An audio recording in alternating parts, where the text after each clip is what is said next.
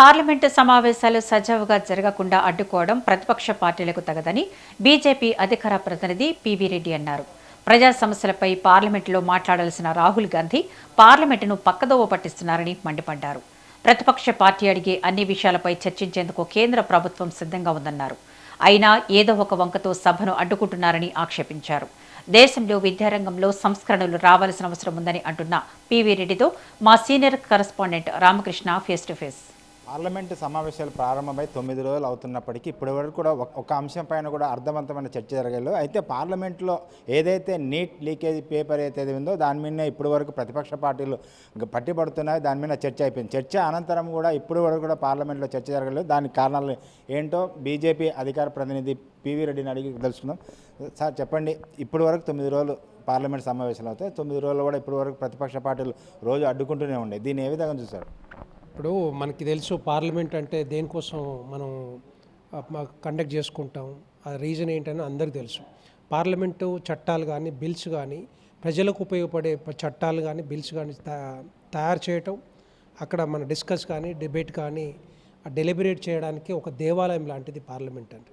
ఇప్పుడు దగ్గర వారం రోజులు 8 రోజులు అవుతుంది అనుకుంటాను. ఇప్పటిదాకా ఎందుకు ఈ బిల్స్ పాస్ అవ్వట్లేదు, ఎందుకు ముందుకు పోవట్లేదు అంటే ఇదంతా కూడా ప్రతిపక్షాల కుట్ర తోటి ప్రతిపక్షాలు ఈ బిల్స్ను కానీ ఈ చట్టాలు కానీ చేయొద్దు, భారతీయ జనతా పార్టీకి పేరు రావద్దు, ప్రధానమంత్రి నరేంద్ర మోడీ గారికి పేరు రావద్దు అనే ఆలోచనతోటి ముఖ్యంగా ఇది కాంగ్రెస్ పార్టీ కానీ ఆ మిగతా పక్షాలు ఉన్నాయి కదా, వాళ్ళ ప్రతిపక్షాలు ఇది ఎస్పీ కానీ మిగతా పార్టీలు వాళ్ళు అడ్డుకుంటా ఉన్నాయి.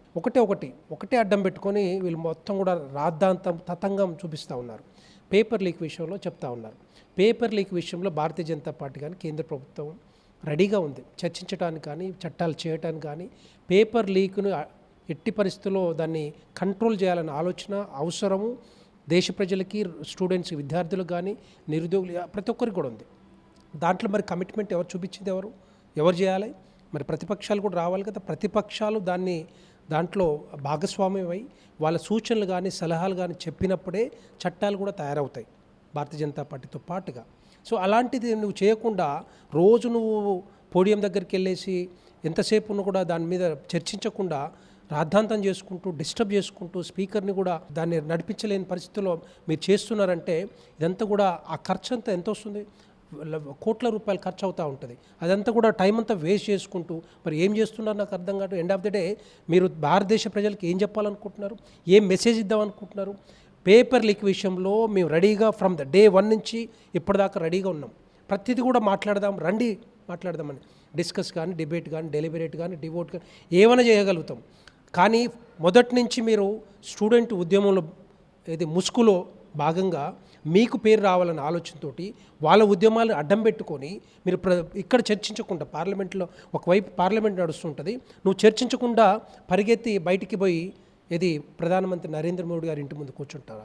ఏ సిగ్గు ఉండాలి చెప్పాలంటే. ఒక సిగ్గు చేటు ఒక ఎల్ఓపిగా ఉండి కాంగ్రెస్ పార్టీ కానీ భారతదేశ ప్రజలు కానీ భారతదేశ ప్రజలందరూ అనుకుంటున్నారు. ఎందుకంటే నువ్వు ఎల్ఓపిగా ఉండి పార్లమెంట్లో చర్చించాల్సింది రోడ్డు మీద చర్చిస్తావా? నువ్వు రోడ్డు మీద చట్టాలు చేస్తావా? రోడ్డు మీద బిల్స్ చేస్తావా? ఇదా నువ్వు చేసేది? ఎప్పుడు కూడా భారతీయ జనతా పార్టీ ఇలాంటి ఎప్పుడు కూడా మేము చేయలేదు. ఎందుకంటే మేము వాళ్ళ 56 సంవత్సరాల అధికారంలో ఉన్నారు, కానీ ఎప్పుడు కూడా భారతీయ జనతా పార్టీ అలాంటి కార్యక్రమాలు ఎప్పుడు కూడా చేపట్టకూడదు కూడా. మాకు డీసెన్సీ ఉంది, మాకు నీతి నిజాయితీ ఉంది. మేము చేయాలనుకున్నది డెఫినెట్గా చేస్తాం.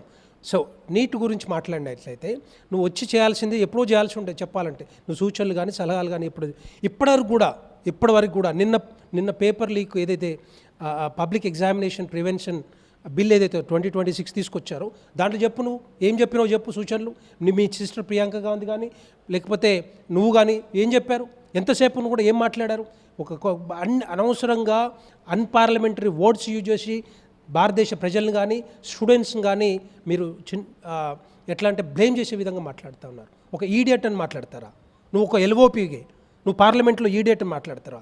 ఈడియట్స్ ఎవరో అందరు తెలుసు, భారతదేశ ప్రజలకు తెలుసు, తెలంగాణలో తెలుగు ప్రజలందరూ కూడా ఎవరు ఈడియట్సు, ఎవరు పరిపాలన చేసారు, ఎవరు లీక్ చేసారు.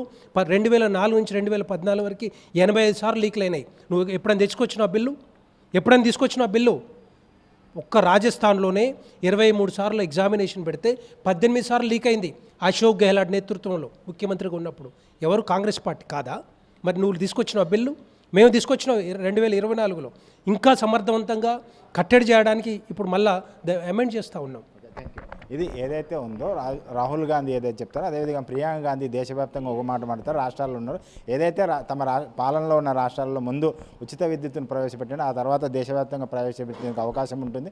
వాటితో పాటుగా ఏదైతే పార్లమెంట్లో మాట్లాడుతున్నారో గత వారం రోజుల్లో పార్లమెంట్ సమావేశాలను కేవలం ఒక ఇష్యూతోనే బీజేపీ పార్టీని బదలం చేయడానికి బీజేపీ పార్టీని నిందలు వేయడానికి కోసమే వినియోగిస్తున్నారు. పార్లమెంటు సమావేశాలు వినియోగించుకొని ఏదైతే సమస్యలో ప్రజా సమస్యలపై పరిష్కరించిన పార్లమెంటును స్తంభింపజేయడం అనేది భావ్యం కాదు. ఎల్ఓపి కాదు అనర్హుడు. ఎప్పటికైనా తన మార్చుకొని పార్లమెంట్లో చర్చలు జరిగే విధంగా సహకరించాలని పివి రెడ్డి చెప్తున్నాడు. కెమెరామెన్ జయకృష్ణతో రామకృష్ణ, మెట్రో టీవీ, హైదరాబాద్.